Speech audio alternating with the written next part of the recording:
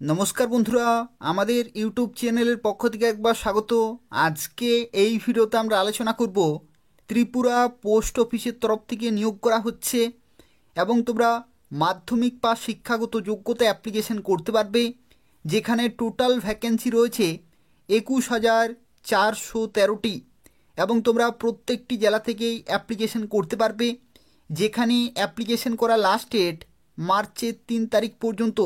তো সেক্ষেত্রে যারা অ্যাপ্লিকেশন করেছো খুবই ভালো, কিন্তু যারা এখনও পর্যন্ত অ্যাপ্লিকেশন করনি এদের অফিসিয়াল ওয়েবসাইটের লিঙ্ক আমি ডেসক্রিপশন বক্সে দিয়ে রেখেছি, সেখান থেকে তোমরা সরাসরি অ্যাপ্লিকেশন করতে পারবে। এই ভিডিওটি পুরোপুরি দেখো, এই নিয়োগ সংক্রান্ত অনেক কিছু গুরুত্বপূর্ণ তথ্য সম্পর্কে আলোচনা করব, তো সেক্ষেত্রে পুরোপুরি দেখতে থাকো। এবং তার পাশাপাশি তোমাদের প্রত্যেককে রিকোয়েস্ট করব, অবশ্যই ভিডিওটি তোমরা তোমাদের বন্ধুদের শেয়ার করে দেবে, চ্যানেলটি সাবস্ক্রাইব করে রাখো এই ধরনের নিয়মিত চাকরির আপডেটগুলি পাওয়ার জন্য, এবং তোমরা প্রত্যেকেই ভিডিওটি লাইক করে দেবে এবং যদি কোনো প্রশ্ন থাকে তাহলে অবশ্যই কমেন্ট করে জানাবে। তো দেখো, এখানে শুরুতেই তোমাদের জানিয়ে রাখি এই ভিডিওতে আমরা কোন কোন তথ্য সম্পর্কে আলোচনা করব। তো দেখো, তোমরা যারা জিডিএসের জন্য অ্যাপ্লিকেশন করেছো বা যারা করবে ভাবছো তাদের ক্ষেত্রে দেখো, প্রথমে যে তথ্য সম্পর্কে আলোচনা করব, তোমাদের মেরিট লিস্ট কবে প্রকাশিত হবে, অর্থাৎ তোমাদের রেজাল্ট কবে প্রকাশিত হবে সেই সম্পর্কে আলোচনা করব। কি কি ডকুমেন্ট তোমাদের সঙ্গে নিয়ে যেতে হবে সেই সম্পর্কে আলোচনা করব। তার সাথে সাথে ডকুমেন্ট ভেরিফিকেশনের জন্য কতদিন সময় থাকবে সেই সম্পর্কে আলোচনা করব, এবং কত পার্সেন্ট থাকলে প্রথম লিস্টে নাম থাকতে পারে সেই সম্পর্কে আলোচনা করব। তো সেক্ষেত্রে অনেকগুলো গুরুত্বপূর্ণ তথ্য রয়েছে, পুরোপুরি দেখতে থাকো। তোমাদের যা কিছু প্রশ্ন রয়েছে প্রত্যেকটি প্রশ্নের উত্তর তোমরা কিন্তু এখান থেকে পেয়ে যাবে।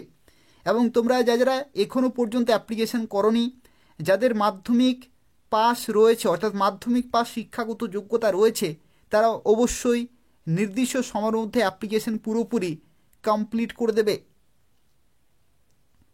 দেখো, মেরিট লিস্ট তোমাদের কবে প্রকাশিত হবে।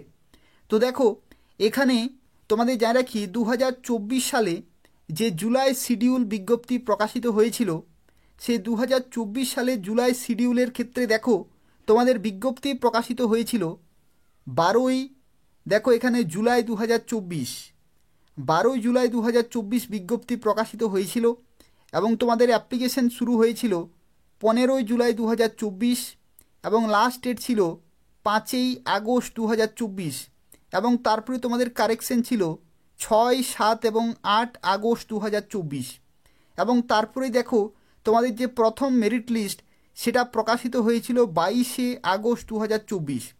তো সেক্ষেত্রে দেখো তোমাদের 22 তারিখে কিন্তু প্রকাশিত হয়েছিল। একই রকমভাবে যদি তোমরা 2025-এর যে জানুয়ারি শিডিউলের যদি তোমরা বিজ্ঞপ্তি দেখো, তাহলে দেখো 7ই ফেব্রুয়ারি 2025 প্রকাশিত হয়েছিল নোটিফিকেশন। অ্যাপ্লিকেশন শুরু হয়েছিল 10ই ফেব্রুয়ারি 2025 তারিখ থেকে এবং লাস্ট ডেট রয়েছে মার্চের 3 তারিখ পর্যন্ত, এবং তোমাদের কারেকশন হবে 6, 7 এবং 8 মার্চ 2025 তারিখ পর্যন্ত। তো সেক্ষেত্রে 2024-এর বিজ্ঞপ্তি অনুসারে যদি তোমরা অ্যানালাইসিস করো, তাহলে তোমাদের প্রথম মেরিট লিস্ট প্রকাশিত হবে 22শে মার্চ 2025। এটা হচ্ছে এক্সপেক্টেড ডেট, অর্থাৎ 22 তারিখ কিন্তু তোমাদের এক্সপেক্টেড ডেট রয়েছে, 1-2 দিন আগে পরে হতেই পারে। তো সেক্ষেত্রে তোমরা যারা অ্যাপ্লিকেশন করেছো 22 তারিখ বা তার আশেপাশে 1-2 দিন আগেই কিন্তু তোমরা এই মেরিট লিস্ট তোমরা পেয়ে যাবে, অর্থাৎ প্রথম মেরিট লিস্ট তোমরা এদের অফিসিয়াল ওয়েবসাইটে পেয়ে যাবে। এবং দেখো, দ্বিতীয়, তৃতীয়, চতুর্থ, পঞ্চম এবং ষষ্ঠ এই প্রত্যেকটি মেরিট লিস্ট দেখো প্রায় 1 মাস পরে কিন্তু প্রকাশিত হয়েছে। পরবর্তী মেরিট লিস্টগুলো কিন্তু পরবর্তী 1 মাস পর পর প্রকাশিত হয়েছে। তো সেক্ষেত্রে দেখো দ্বিতীয়, তৃতীয়, চতুর্থ, পঞ্চম এবং ষষ্ঠ এই সমস্ত মেরিট লিস্টগুলো তোমরা কিন্তু দেখো তোমাদের এপ্রিল মাসে 15 থেকে 20 তারিখের মধ্যেই, মে মাসে 15 থেকে 20 তারিখের মধ্যেই, জুন মাসে 15 থেকে 20 তারিখ এবং জুলাই মাসে 12 থেকে 20 তারিখ এবং আগস্ট মাসে 10 থেকে 15 তারিখের মধ্যে কিন্তু পরপর লিস্টগুলি প্রকাশিত হবে। অর্থাৎ প্রথম লিস্ট তোমাদের যা রাখি, প্রথম লিস্ট তোমাদের 22শে মার্চ 2024 প্রকাশিত হবে। সেই লিস্টে ধরে নাও তোমাদের অনেকের নাম থাকবে, আর যাদের নাম থাকবে না তারা দ্বিতীয় লিস্ট কিন্তু চেক করবে। দ্বিতীয় লিস্টে যদি নাম না থাকে তাহলে তৃতীয় লিস্ট চেক করবে, তৃতীয় লিস্টে যদি নাম না থাকে তাহলে চতুর্থ লিস্ট। এইরকমভাবে কিন্তু যতগুলি লিস্ট প্রকাশিত হবে প্রত্যেকটি লিস্ট কিন্তু তোমরা চেক করবে। যদি নাম থাকে তাহলে তোমরা নির্দিষ্ট অফিসে গিয়ে, অর্থাৎ যে ডিভিশনে তুমি অ্যাপ্লিকেশন করবে সেই ডিভিশনের নির্দিষ্ট অফিসে গিয়ে তোমরা কিন্তু ডকুমেন্ট ভেরিফিকেশন করাতে পারবে। এবং কোন লোকেশনে যেতে হবে, কবে যেতে হবে সেই সংক্রান্ত যে তথ্য সেগুলো তোমরা SMS-এর মাধ্যমে অথবা ইমেলের মাধ্যমে পেয়ে যাবে। দেখো, এখানে আরও একটি গুরুত্বপূর্ণ তথ্য তোমাদের জানিয়ে রাখি। তোমাদের ত্রিপুরা থেকে যারা বিভিন্ন জেলা থেকে অ্যাপ্লিকেশন করেছো বা করবে ভাবছো, এখানে দেখো আরও কিছু তথ্য রয়েছে। এটা হচ্ছে 2024 সালের জুলাই শিডিউল যে বিজ্ঞপ্তি প্রকাশিত হয়েছিল সেখানে কতজন ডাক পেয়েছিল। দেখো, প্রথম লিস্টে টোটাল 2171 জন ডাক পেয়েছিল ডকুমেন্ট ভেরিফিকেশনের জন্য।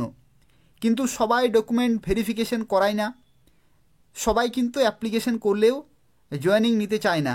তো সেক্ষেত্রে সেই জন্য দেখো দ্বিতীয় মেরিট লিস্ট প্রকাশিত হয়েছিল, 1167 জনকে কিন্তু ডাকা হয়েছিল।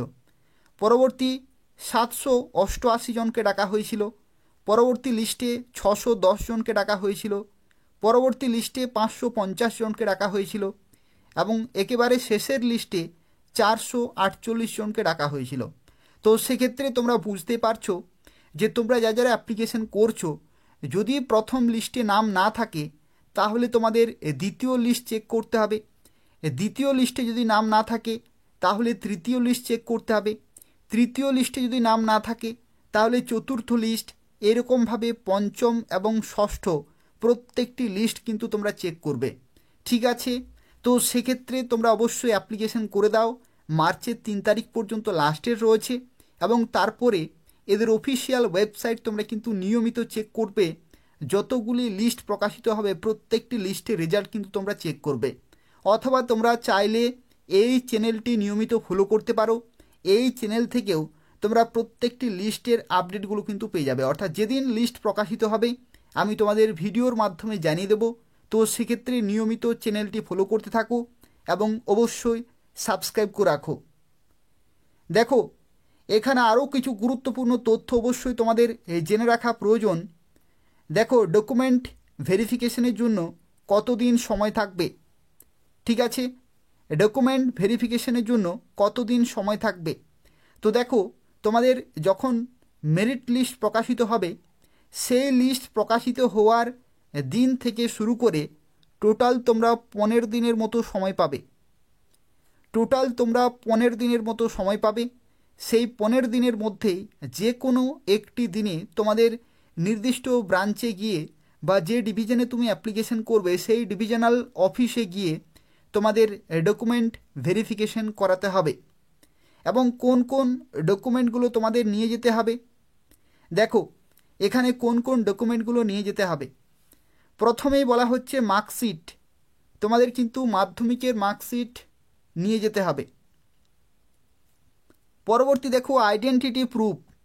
আইডেন্টিটি প্রুফের ক্ষেত্রে সরকারি যে কোনো একটি আইডেন্টিটি প্রুফ, যেমন Aadhaar card, voter card, passport, driving license, PAN card, যে কোনো একটি গভর্নমেন্ট আইডি প্রুফ কিন্তু নিয়ে যেতে হবে।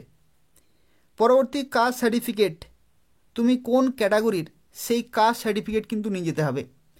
SC, ST, OBC, PWD, EWS বিভিন্ন ক্যাটাগরির তোমাদের যে সার্টিফিকেট রয়েছে ক্যাটাগরির, সেই সার্টিফিকেট কিন্তু নিয়ে যেতে হবে।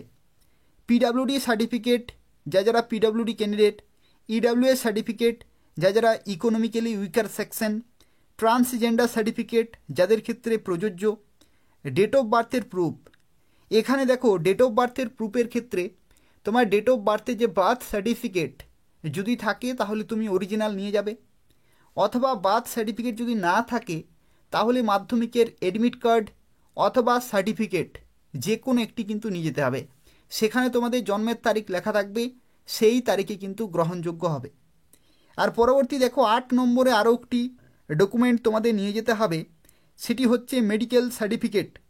মেডিকেল সার্টিফিকেটের ক্ষেত্রে দেখো এখানে তোমাদের যে কোনো মেডিকেল অফিসার সরকারি হাসপাতালে অথবা সরকারি ডিসপেন্সারি অথবা দেখো এখানে প্রাইমারি হেলথ সেন্টার, এই যে কোনো একটি জায়গা থেকে তোমাদের কিন্তু মেডিকেল সার্টিফিকেট আনতে হবে এবং সেটা তোমাদের নিয়ে যেতে হবে। এবং দেখো এখানে কতগুলি ডকুমেন্ট অর্থাৎ কত কপি তোমাদের ডকুমেন্ট নিয়ে যেতে হবে। দেখো এখানে বলা হচ্ছে while attending the document verification the candidates will be required to carry following documents in original as applicable, অর্থাৎ অরিজিনাল ডকুমেন্ট তোমাদের নিয়ে যেতেই হচ্ছে।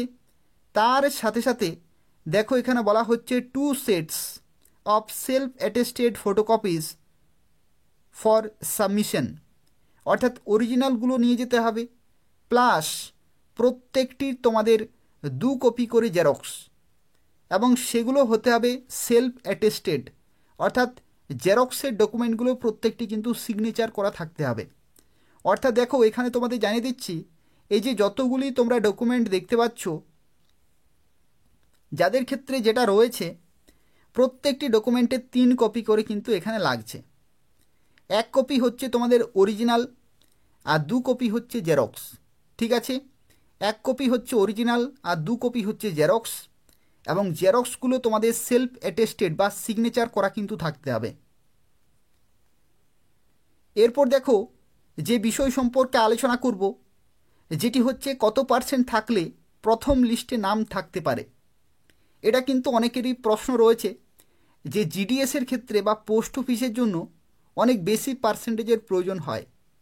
তো দেখো এখানে যা কিছু পার্সেন্টেজ লেখা রয়েছে এগুলো কিন্তু অফিসিয়াল ডেটা, ঠিক আছে?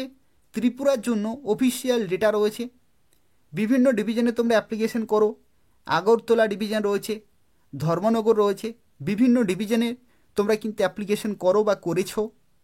তো এগুলো হচ্ছে তোমাদের 2024-এর যে জুলাই শিডিউল যে বিজ্ঞপ্তি প্রকাশিত হয়েছিল, সেই বিজ্ঞপ্তির ক্ষেত্রে যে মেরিট লিস্ট প্রকাশিত হয়েছিল, সেই লিস্টে এত % নম্বর পেয়েও কিন্তু তারা সিলেক্টেড হয়েছিল, ঠিক আছে? এগুলো হচ্ছে মিনিমাম পার্সেন্টেজ, কমপক্ষে এত % বিভিন্ন ক্যাটাগরিতে নম্বর পেয়েও কিন্তু তারা বিভিন্ন ডিভিশনে সিলেক্টেড হয়েছে।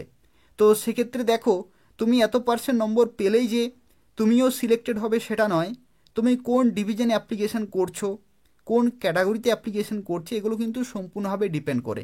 তার সাথে সাথে এই বছরের ভ্যাকেন্সি সংখ্যা কিন্তু আগের বছরের তুলনায় কম রয়েছে, তো সেক্ষেত্রে এই বছর পার্সেন্টেজ একটু বাড়তে পারে। তো অনেক কিছু ব্যাপার কিন্তু রয়েছে, অনেক কিছুর উপর নির্ভর করে। তো এখান থেকে তোমরা একটা বেসিক আইডিয়া পেয়ে যাবে যে মিনিমাম এত % নম্বর থাকলে তুমি সিলেক্টেড হতে পারো। দেখো 2024-এ জুলাই শিডিউলে এত % নম্বর পেয়ে অনেকেই কিন্তু ডাক পেয়েছে। পিডাব্লিউডি মিনিমাম 88.8% নম্বর পেয়ে কিন্তু ডাক পেয়েছে। তোমরা মেরিট লিস্ট চেক করলে বুঝতে পারবে মিনিমাম এত % নম্বরও কিন্তু ডাক পেয়েছে পিডাব্লিউডি ক্যান্ডিডেট। এসটিতে 85.4%-এও কিন্তু ডাক পেয়েছে। তোমরা প্রত্যেকটি লিস্ট চেক করবে 1 to 6 পর্যন্ত 85.4%-এও কিন্তু ডাক পেয়েছে। ইডাব্লিউএসের ক্ষেত্রে 91.8%-এ ডাক পেয়েছে। এসসিতে 95.4% মিনিমাম নম্বরে ডাক পেয়েছে। ওবিসিতে 96%-এ ডাক পেয়েছে এবং জেনারেল 95.4%-এ ডাক পেয়েছে। অর্থাৎ দেখো তোমাদের এটা কিন্তু সবাই ডাক পায়নি, বিভিন্ন ক্যান্ডিডেট কিন্তু ডাক পেয়েছে। তো সেক্ষেত্রে এত % যদি তোমাদের নম্বর আছে তাহলে তোমাদের কিন্তু চান্স রয়েছে চাকরি পাওয়ার। এরপর দেখো এখান থেকে তোমরা একটা আইডিয়া পেয়ে যাবে যে কত % থাকলে শেষ লিস্টে অর্থাৎ 6 নম্বর লিস্ট কিন্তু প্রকাশিত হয়েছিল 2024-এ। তো 6 নম্বর লিস্টে মিনিমাম কত % নম্বর পেয়ে ডাক পেয়েছে। দেখো পিডাব্লিউডির ক্ষেত্রে 88.8%, এর নিচে কিন্তু নামেনি। এসটির ক্ষেত্রে 85.4%, EWS এর ক্ষেত্রে 91.8%, SCর ক্ষেত্রে 94%, OBCর ক্ষেত্রে 96%, আর জেনারেল ক্যাটাগরিতে 94.4%। এত পার্সেন্ট নম্বর কিন্তু নেমেছিল শেষ লিস্ট পর্যন্ত। ত্রিপুরার ক্ষেত্রে এটা কিন্তু ডিসকাস করছি 2024 জুলাইয়ের, এটা কিন্তু একটা অফিসিয়াল ডেটা রয়েছে। আশা করি 2025-এও এই রকমের পার্সেন্টেজ থাকবে। তো যারা অ্যাপ্লিকেশন করেছো বিভিন্ন ক্যাটাগরিতে যদি এরকমের পার্সেন্টেজ রয়েছে, তাহলে তোমরা কিন্তু আশা করতে পারো যে লিস্টে তোমাদের নাম থাকতেও পারে। ঠিক আছে, থাকবেই সেটা কিন্তু বলা হচ্ছে না, থাকতেও পারে। তো সেক্ষেত্রে তোমরা অবশ্যই প্রত্যেকটি লিস্ট কিন্তু চেক করবে। তো এই হচ্ছে আজকের একটি গুরুত্বপূর্ণ আপডেট। যদি আপডেটটি তোমাদের ইনফরমেটিভ বলে মনে হয়, তাহলে তোমরা প্রত্যেকেই অবশ্যই ভিডিওটি লাইক করে দেবে। তার পাশাপাশি তোমাদের বন্ধুদের শেয়ার করে দেবে ফেসবুকে, হোয়াটসঅ্যাপে, যাতে প্রত্যেকেই এই গুরুত্বপূর্ণ আপডেট পেতে পারে। এবং চ্যানেলটি সাবস্ক্রাইব করে রাখো প্রত্যেকটি চাকরির আপডেট সময় মতো পাওয়ার জন্য। অর্থাৎ যা কিছু নতুন নতুন চাকরির আপডেট থাকে, সেই প্রত্যেকটি চাকরির আপডেট যদি তোমরা সময় মতো পেতে চাও, তাহলে অবশ্যই চ্যানেলটি ফলো করতে থাকো এবং সাবস্ক্রাইব করে রাখো। ধন্যবাদ।